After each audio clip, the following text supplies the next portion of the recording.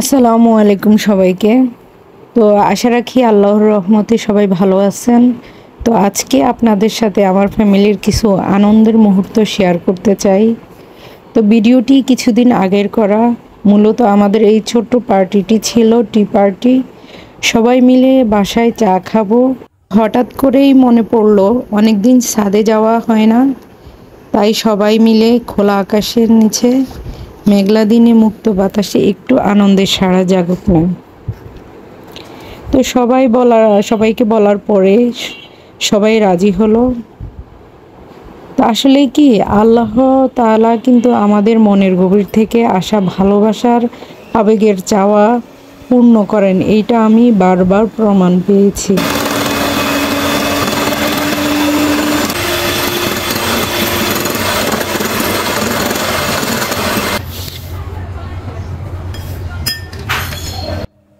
এইদিকে কথা বলতে বলতে আমি প্রথমেই ডিমের সাদা অংশ দিয়ে পারফেক্ট একটা কেকের ফোম তৈরি করছি।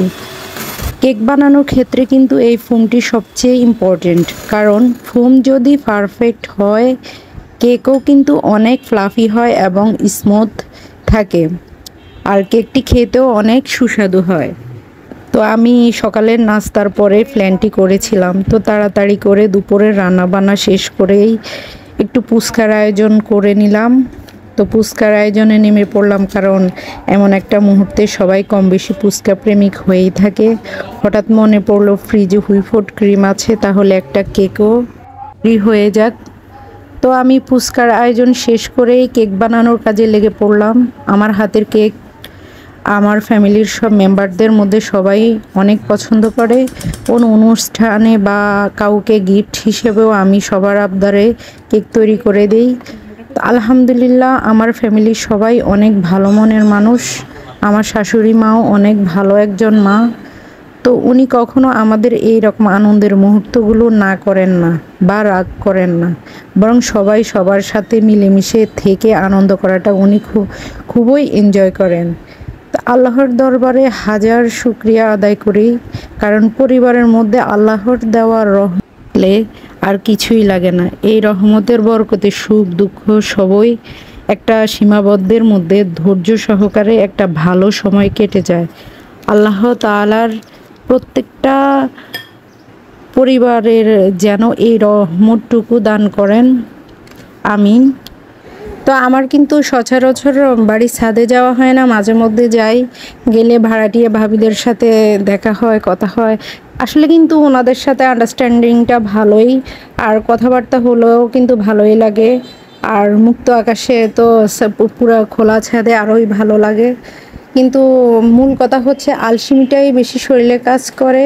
আলসেমির কারণেই কিন্তু ছাদে যাওয়া হয় না। বেশিরভাগ বিকেলবেলা আমি বাইরে হাঁটতে যাই, আর সকালবেলাও হাঁটতে বের হই আর কি।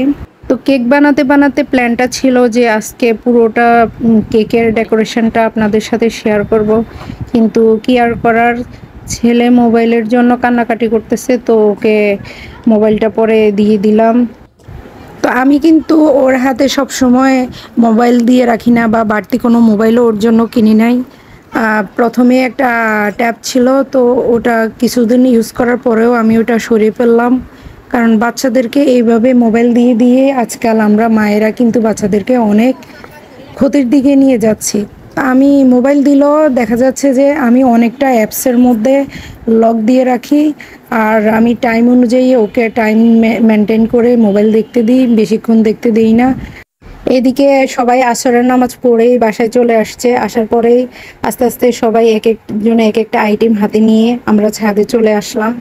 তো ছাদে চলে এসে সব খাবারগুলো পাটি বিছিয়ে ডেকোরেশন করে আমরা সবাই নেমে পড়লাম ফটোশ্যুটের জন্য। কেউ ভিডিও করছে, কেউ ছবি তুলছে, এই আর কি।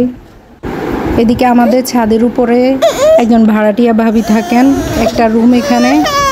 তো ওনাকে ডাকলাম আমাদের সাথে অনুষ্ঠানে অ্যাটেন্ড করার জন্য। তো ভাবি আসলেন। এদিকে সাদা পরীটা তো কি আনন্দে আছেন না, উনি বুঝতেছেন যে ওনার আমি ফটোশ্যুট করতেছি, কি হাঁটাহাঁটি করতেছে, ভাই বোন দুইটা যা দুষ্টামি করতেছে। ওদের কি যে ভালোবাসে, মিনিটে ঝগড়া আবার মিনিটেই খুব মিল, এ আর কি। তো ভাই বোন দুইটা মিলেই আবার কেক কাটতেছে।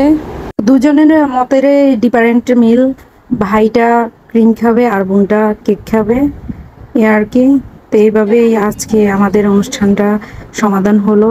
তো সবাই আমাদের জন্য দোয়া করবেন যেন সারাটা জীবন যতদিন সবাই বেঁচে থাকি, সবাই পরিবারের সবাই একে অন্যের সাথে এই বন্ধনে যেন মিলেমিশে থাকতে পারি। আল্লাহ তাআলা সবাইকে যেন সুস্থ সবল রেখে নেক হায়াত দান করে আমাদের সকলের সকল গুনাহ মুখগুলা মাফ করে আমাদেরকে সুস্থ রাখেন। আল্লাহ হাফেজ।